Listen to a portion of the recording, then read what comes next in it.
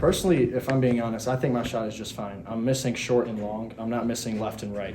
And so I think that's just a matter of me focusing in maybe a little bit more on hitting those shots. But I mean, to be honest, I'm still pretty confident in myself. I know I took 11 shots last game. Normally, I wouldn't take 4, 5, 6.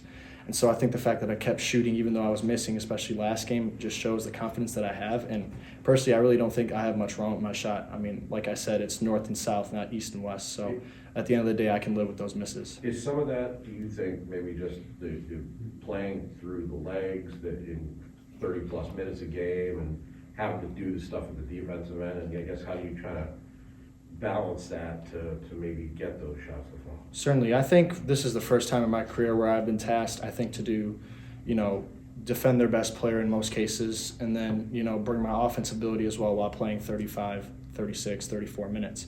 And so obviously it's going to be a transition period for me. There's going to be adversity for sure. That's what I'm going through right now, but I'm grateful for this adversity for sure. I'm glad I'm going through and I'm experiencing it right now rather than later in my career. And eventually I'm gonna reap the benefits because I'm still working hard, I'm still confident, and I'm still watching film on myself to see what I can do better. And so I'm confident in myself. I'm not worried at all. Are you happy with the shots you're taking right now, or I'm sure you're going back and looking at that too. Where would you say you're at in that? I think, there's a few questionable ones for sure that I take every now and then, but I think at the end of the day, the fact that I'm being more aggressive than I was early in the season and looking for myself a little bit more, not necessarily even to get myself a shot, just to get someone else a shot, get the defense moving. But I think, I've taken a few bad shots, but I think overall the majority of them are pretty good shots that I can make. They're just not falling right now, and so I'm going to continue to take those, stay confident in myself, and I'm doing those things. You talked about dialing your minutes back a little bit. Wondering how you felt out there with the minute low you've done the last 4 or 5 games, and would you benefit at all maybe for a couple of years? I'm willing to do whatever coach needs me to do, whether it's more minutes, less minutes. At the end of the day, I need to go out there and perform and contribute in any way that I can. And so there's no hard feelings if I play less minutes, and there's no good feelings if I play more minutes. At the end of the day, I'm just going to try to do my best to get the job done. Max, you and Gabe have kind of been in the same boat in terms of struggles recently. You guys are kind of going different directions. This is the end of your first season, more or less. This is the end of his career. What have you kind of learned from him in terms of trying to own these struggles and trying to work through? I think especially as a shooter, when we go through these struggles, you just got to stay confident in yourself and keep working, and that's what Gabe has done. He's worked harder on his shot than almost anyone I know on the team. And it shows. He's by far one of our best shooters. Even though he may not be shooting well, he's still working hard on it, and he's still confident in himself. And so that's one thing I've learned is I've gone through some of these shooting stretches where they may not be great. I'm still going to work hard, continue to be confident in myself, and take those shots that I know I can make. With Jaden Ivey, how much have you played against him over the years at all? And what do you see being things that you need to focus in on the defensive end if you guard him?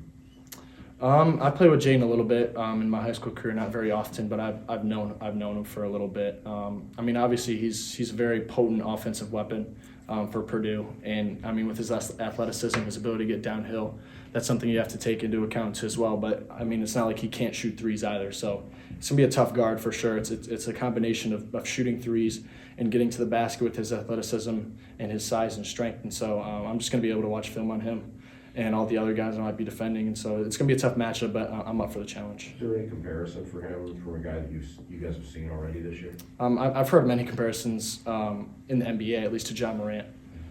John Morant and his ability to be super explosive.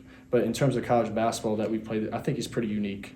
I think he's arguably one of the most athletic guards that we are going to play this year. And just his power and his speed and getting downhill, it's gonna be a problem for us, but nothing that we can't handle.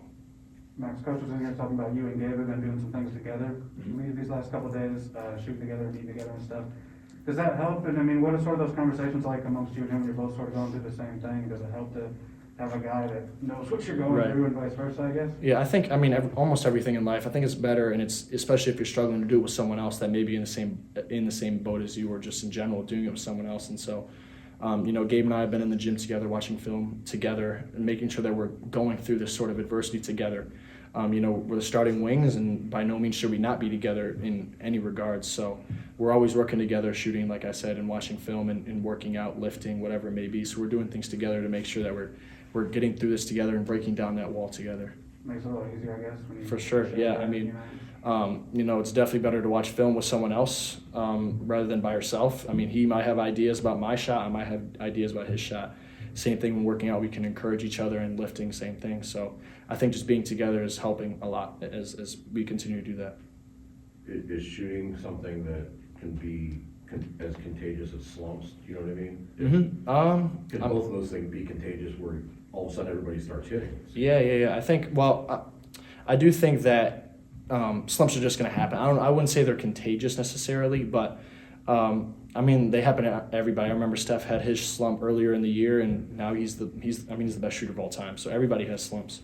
And so, you could say the same thing. If I start hitting shots, then Gabe is bound to hit shots as well. Just because we've been in the gym together and we've been encouraging each other, we've been breaking down that wall together, like I said. And so I think, I wouldn't say slumps are contagious necessarily. I think they happen. It happens that we're both in it at the same time. It's inconvenient, certainly, but it's the way it is.